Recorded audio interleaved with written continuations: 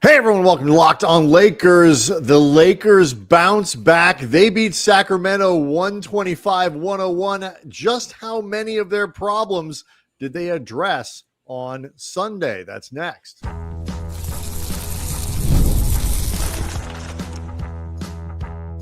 You are Locked On Lakers, your daily Los Angeles Lakers podcast, part of the Locked On Podcast Network, your team every day.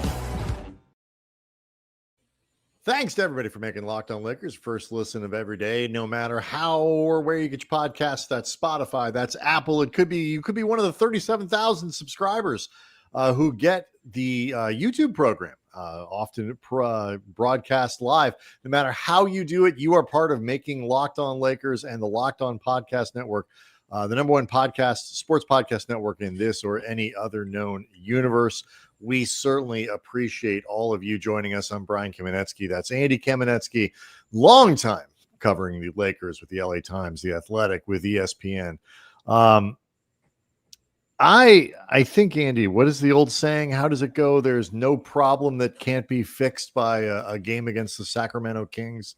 Is that basically what the old basketball saw is? Yeah, I think if Dr. James Naismith had actually decided to focus on medicine as opposed to basketball, this is what he would have prescribed to ailing teams. Just go play the Sacramento Kings. It seemed like every couple of years it doesn't work, like a particularly strong virus that is, vaccine resistant or something, but most of the time it does. And generally Sunday, speaking, if you get the vaccine against the Kings, it works forever. Yeah, absolutely. For the most forever. part, it's been pretty successful. There was a small stretch in the early 2000s where the vaccine didn't seem to be working, and I guess whatever was the year of the beam, the vaccine wasn't quite working. But other than that, pretty effective. Yep. 125-101 is the final score Sunday night at crypto.com. The Lakers get their 20th win of the season. They break their 3-game losing streak and they reset a little bit. I said in the open that we could kind of joke a little bit about whether or not they're fixed, and we'll certainly talk about what they did better on Sunday. First, do want to let people know that today's episode is brought to you by FanDuel. Before tip-off, check the FanDuel app and see what's dropping during NBA Happy Hour every Friday from 6 to 7:30 p.m. Eastern Time. The Lakers, it gets better when you play Sacramento. They played overall a good game.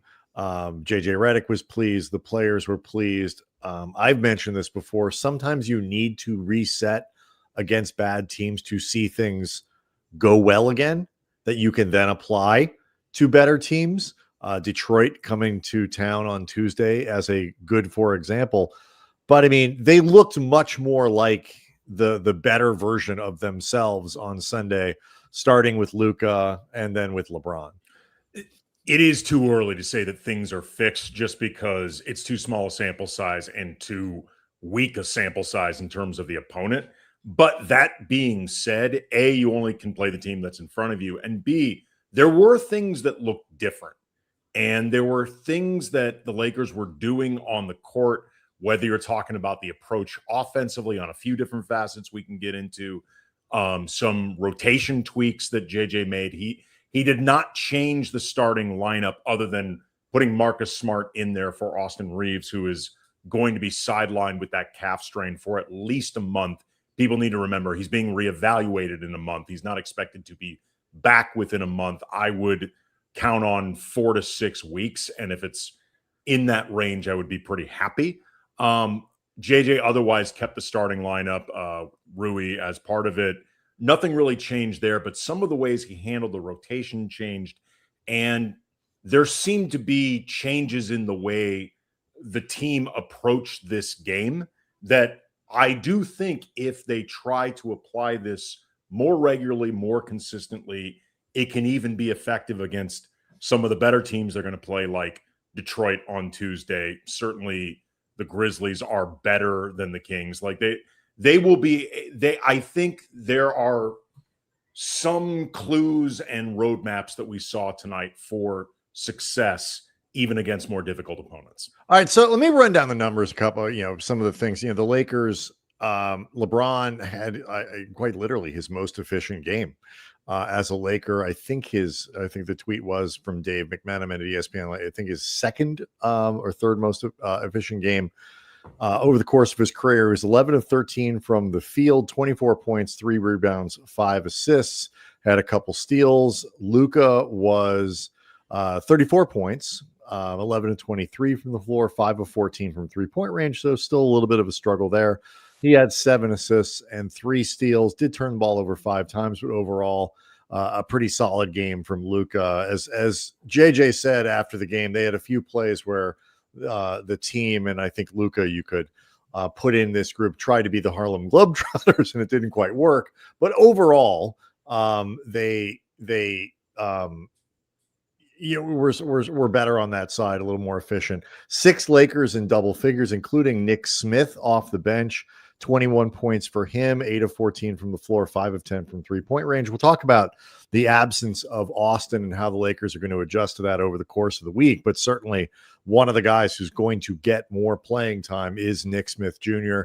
The Lakers are going to need his shot creation and hopefully the type of 3-point shooting that he showed on Sunday. You mentioned some things the Lakers did differently. There were a few things I think that were a direct response to not having Reaves available and the need to stagger their 2 main ball handlers now in LeBron and Luca a little bit differently over the course of the game. Normally Luca plays the entire first quarter. He came out with about 3 minutes left.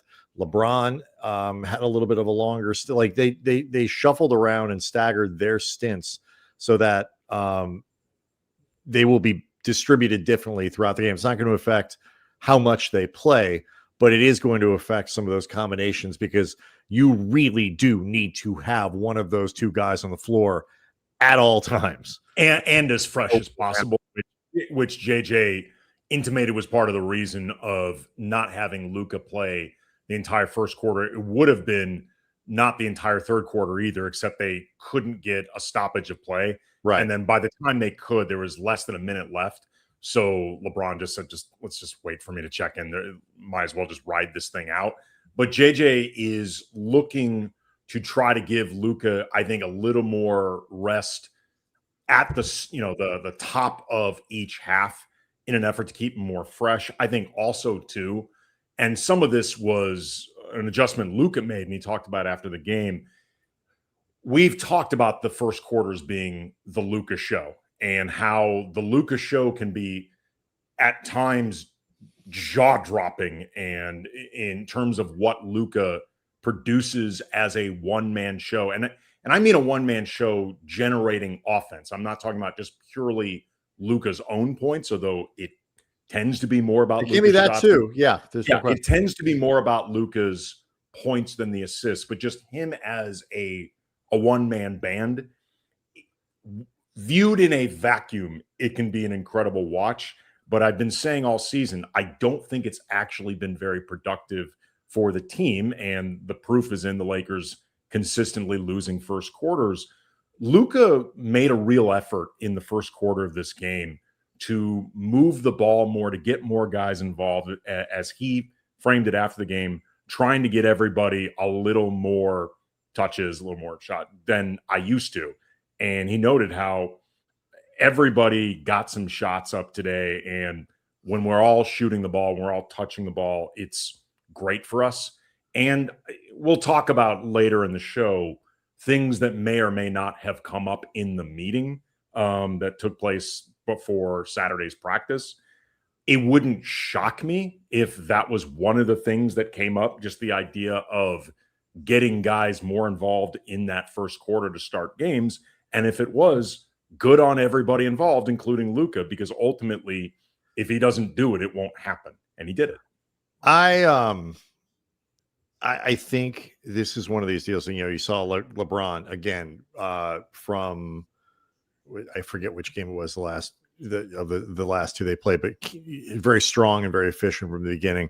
Like, that's a good example of the type of thing that it can be where, the Lakers can come out. You can get LeBron involved. You can get a few more shots for Rui. LeBron made a point at the end of the game, like they hadn't done a great job. Andy certainly has been screaming about it from the rooftops. Yeah. They haven't done a great job getting Rui involved, and they got him, I think it was 10 shots tonight on Sunday night. So that's better. And these are the things they're going to have to do. Like there are more shots and more possessions to go around now. Some of this naturally is going to happen with Reaves out, but some of it really is a concerted effort. You did, however, mention a couple other things that you saw. So I want to get into that, and I want to ask the question: did the Lakers really play better, or do the Kings just suck, or both? We'll get to that next.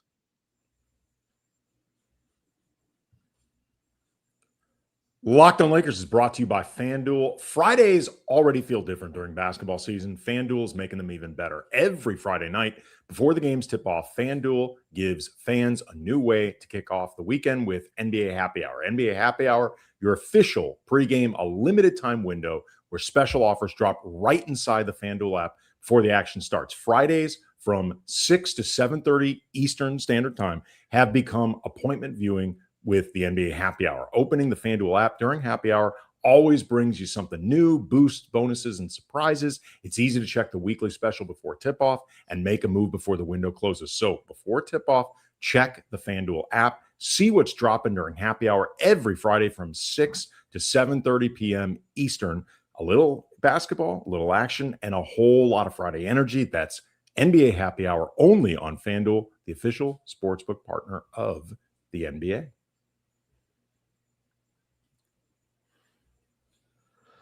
All right. So, Andy, the Kings were without Domantas Sabonis. They were without Keegan Murray. They were without Zach LaVine. They started Russell Westbrook, DeMar DeRozan, Achua, Keon Ellis. Future Laker Keon Ellis? Possibly. And although he didn't really put on much of a show on Sunday. That's because he wants to make sure the Kings would be willing to trade him. Well, he did that. He did a good job with that. He went from a great start the other night. I think it was, the Kings played on Saturday, and Ellis was fantastic. He was extremely quiet in this game, only 2 points.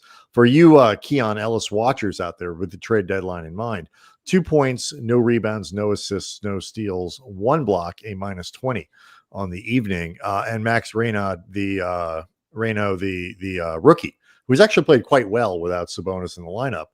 But like, that's a bad team. And it's an offensively challenged team. And it's a team that will not punish you for mistakes defensively in the same way that Houston will. And we saw the other night that Phoenix can, as we've seen. So, you can legitimately ask the question, did the Lakers really crank it up defensively, or do they just play a team that isn't very good?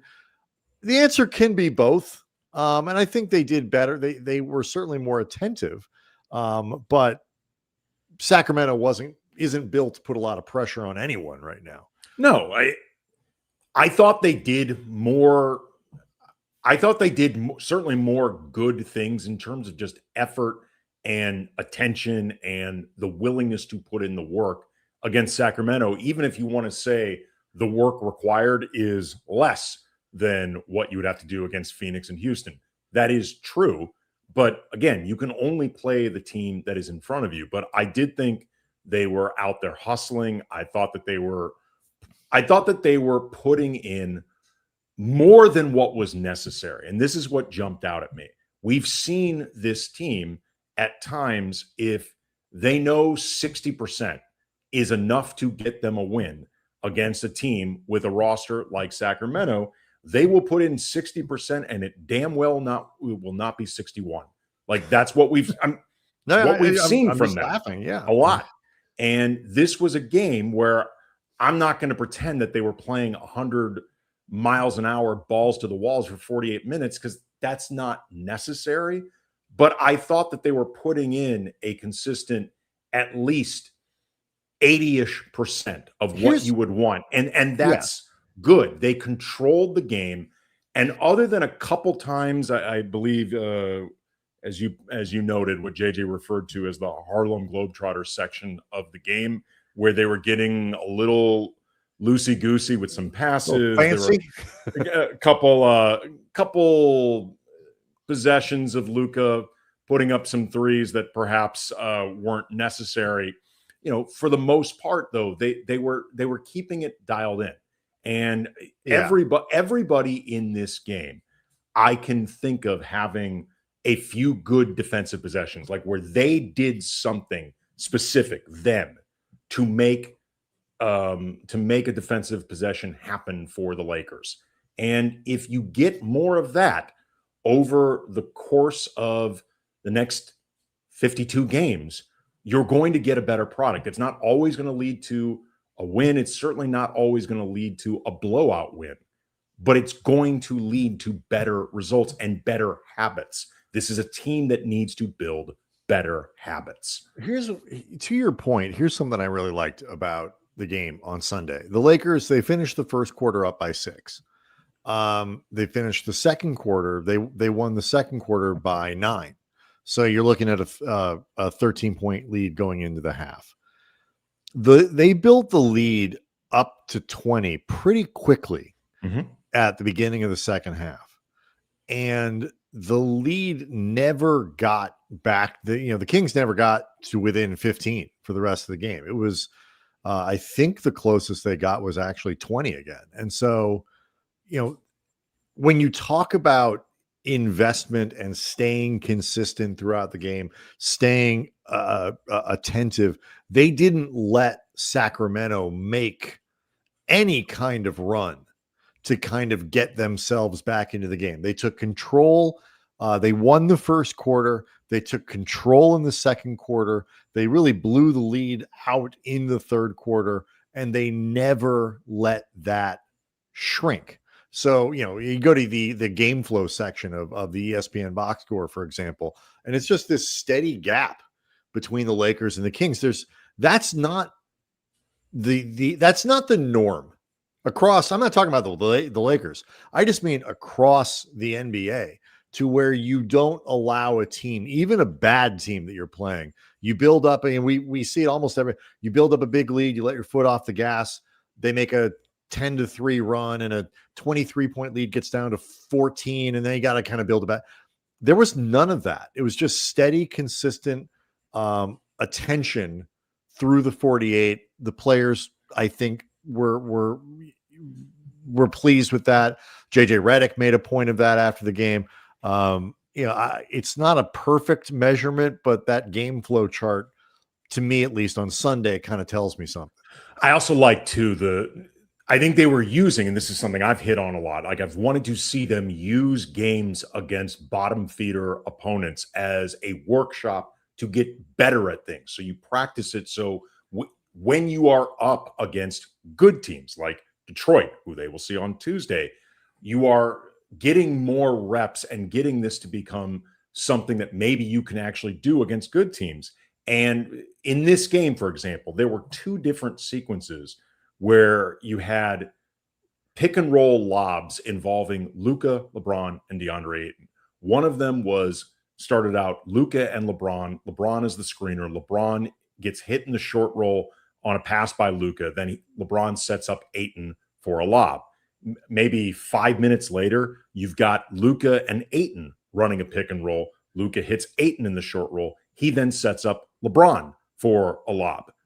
You've got a bunch of different. LeBron actually, part of the reason that he was 11 of 13 in this game, outside of just played very well, they were getting LeBron really easy shots. LeBron was working off ball in this game a lot and getting set up on the move a lot. There was a sequence that brought the house down at crypto.com where Luka hit LeBron, who had been in one of the corners.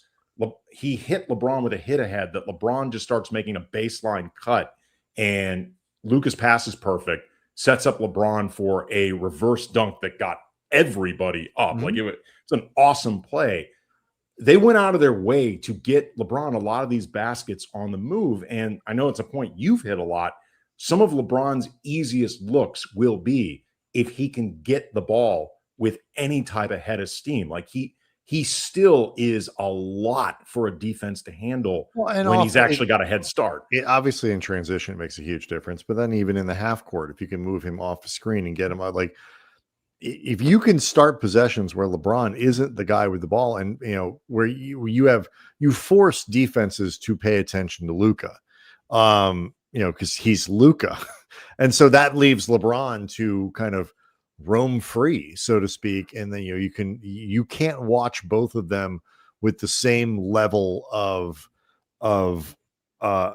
attention that both deserve. And while LeBron can't quite put the ball on the floor and outmaneuver anybody like anybody you put in front of him like he could 10 years ago, if you give him the ball on the move and he's not always going to be guarded by the other team's best defender, okay, yeah, he's going to be really tough to stop. And so, I like that. I thought Jake LaRavia was far more aggressive in this game. Like, we're going to talk in the next segment about, what happened on Saturday, what the Lakers were not exactly forthcoming. I think they all tried to, everybody, coaching staff on down, sort of try to downplay the scorched earth, come to Jesus sentiment or whatever that was going on, while still saying, like, we have stuff we need to fix.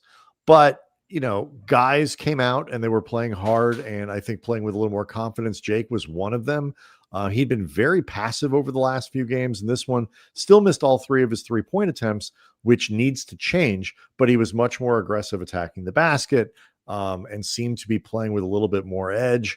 That was good. Obviously, Nick Smith coming out and having kind of a Nick Smith game, which in my terminology actually has nothing to do with Nick Smith. It's just it came out of his big game against Portland, where it's somebody unexpected puts up big numbers. In this case, it was, in fact, Nick Smith. They're going to need someone to give them a Nick Smith game a lot of nights until Austin comes back. They had been so top heavy. They're less top heavy now, and somebody down the pecking order is going to have to pick up the slack. Let's talk about that meeting. Did JJ Redick really hold everybody's feet to the fire in the way that he seemed to indicate he would after the Houston game, or was the tone a little different over the weekend? We'll get to it next.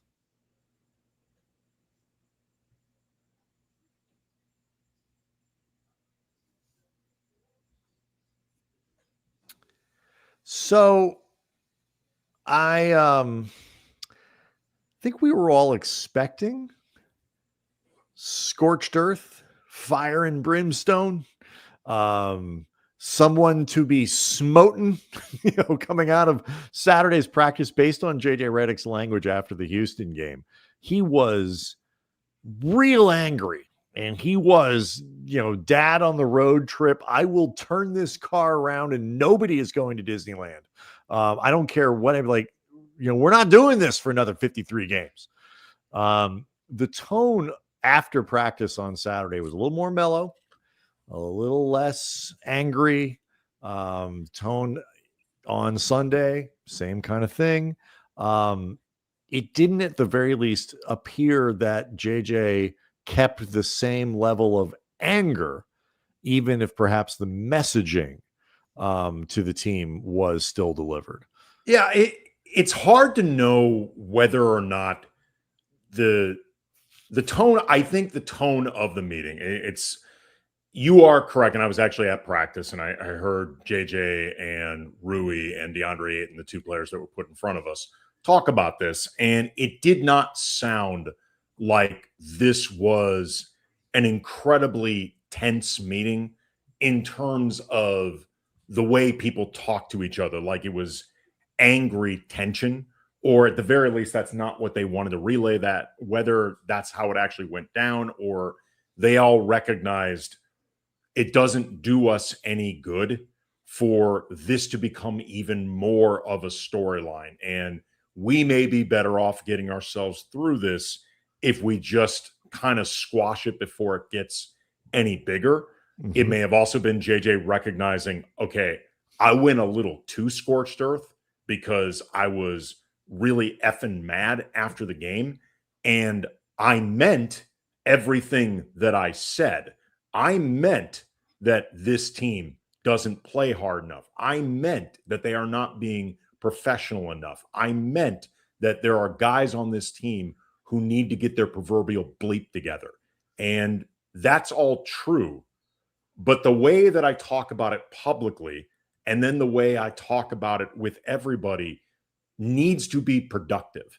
Yes. And if I maintain this tone for another 48 hours, it may not be productive. Also, there is the part, and this was something I mentioned at, when we did our show after that loss and talking about JJ's comments. I'm like, the coaching staff, including JJ, also needs to be ready to hear some things that they may not want to hear either, because they ain't been perfect themselves. So one of the things that was emphasized a lot was listening, and that JJ and the staff did as much listening to the players as the players hopefully did with him. And, like stuff about like role clarity and things like that.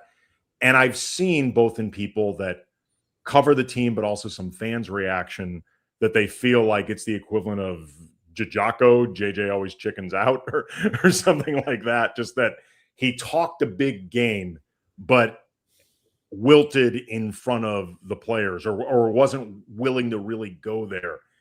To me, what matters more is what were the things that needed to be said, from JJ to the players to JJ, players to each other. Were those things said? As long as they were said and hopefully received, I don't particularly care what the tone is. I just care that everybody was direct and honest and to the point. As long as that happened, I don't particularly care. I know it's juicier if it's some type of like scorched earth meeting and, guys had to be held back and whatever, but that doesn't necessarily help anything. It's certainly not mandatory. I look at it. To me, the change in JJ's tone between, what was that? It was Friday to Saturday, Thursday to Saturday. Thursday. Christmas Day to Saturday. These, just side note, midweek holidays, I can't get my calendar straight. I struggle anyway. You start throwing holidays on a Thursday and I'm completely lost.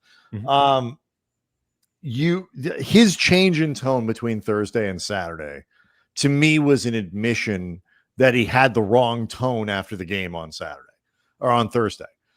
That the anger was real, the frustration was real. But anybody who's sort of been a coach, you've been a parent, you've been, you're put in a position sort of authority, where you're managing other people, but you can't totally make them do what you want them to do.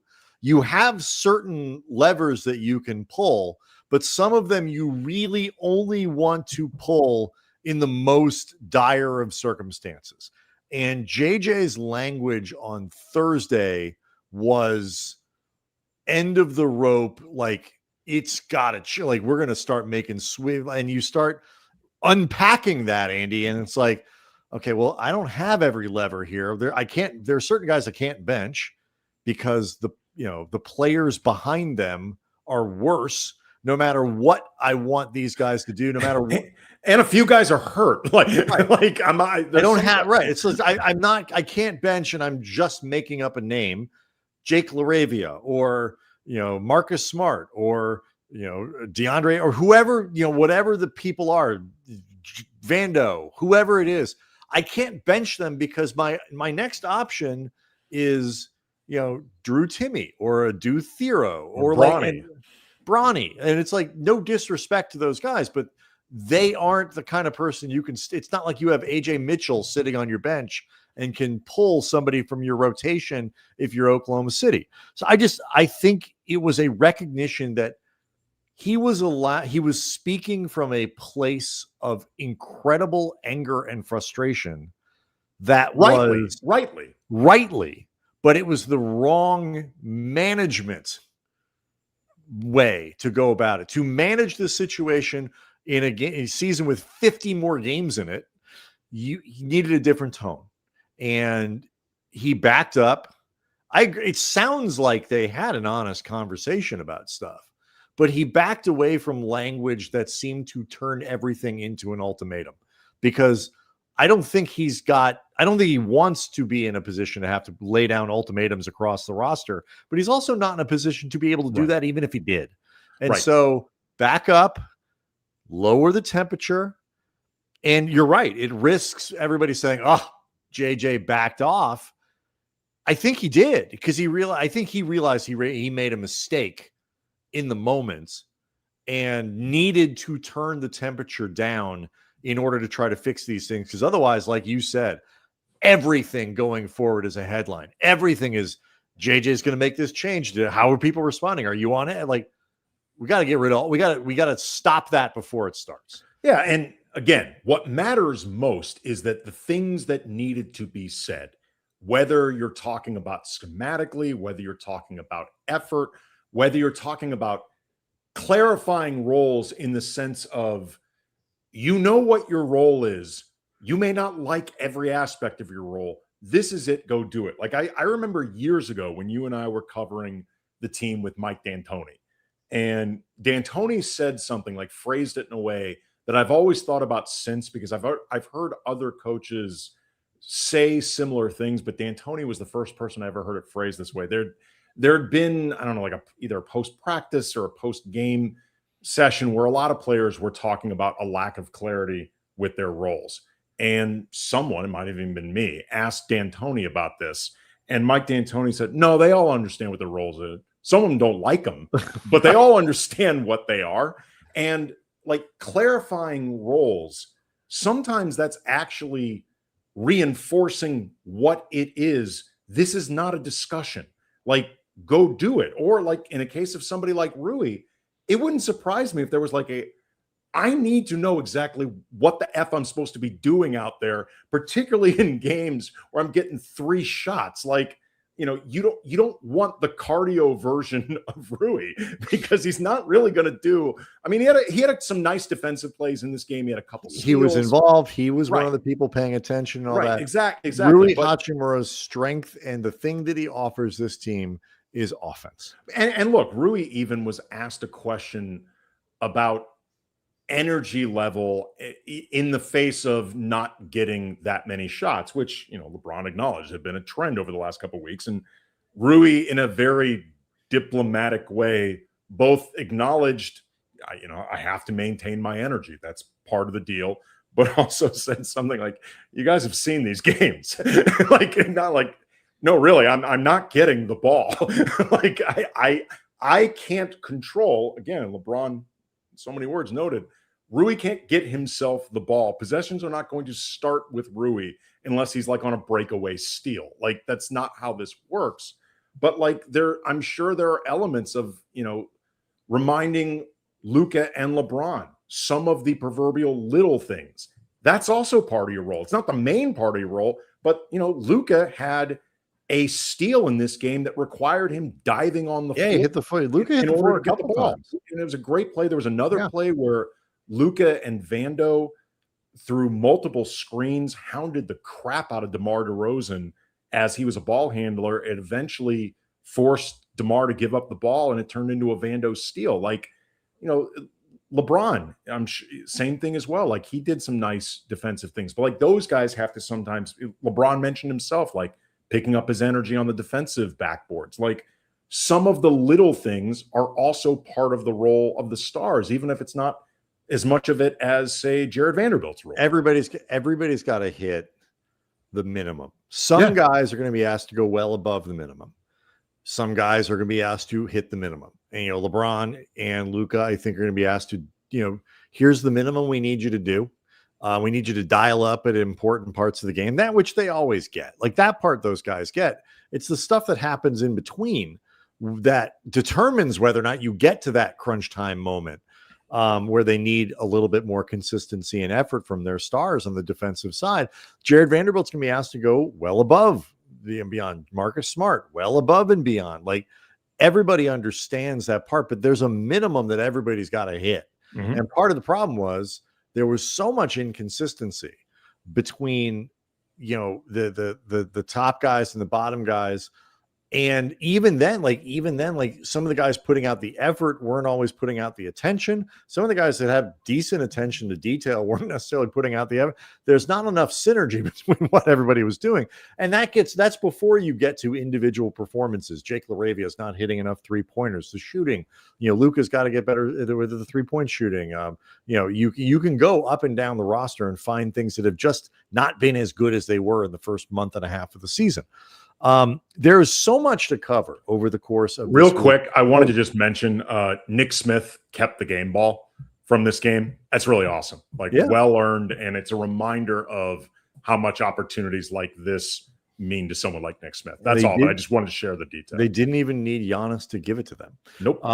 So much to unpack this week. We will do it. We will talk a little bit more in depth about what the Reaves injury means, how they could play through it, how it might impact them as you get closer to the trade deadline. Remember, this injury could creep right up into that deadline area. So that's something to keep in mind. Also want to let people know about the Everydayer Club. If you are somebody who, quite frankly, wants to get rid of the ads, and we know you're out there because we get your emails. The Everydayer Club is a way to do it for $5 a month or $50 a year. You can get Locked On Lakers delivered to you ad free. You'll also get invitation to a members only Locked On Everydayer Club Discord server, including a group chat just for listeners of this program. And as soon as we figure out how to do it, we'll get ourselves involved in that Discord chat. And so it's just a good way to change the listening experience if you want. If you don't, leave everything the same. Show stays the same. You'll never pay for it. So that's the Everydayer Club. Locked On Lakers on YouTube is where we're going to hang out with over 37,000 subscribers. See everyone tomorrow.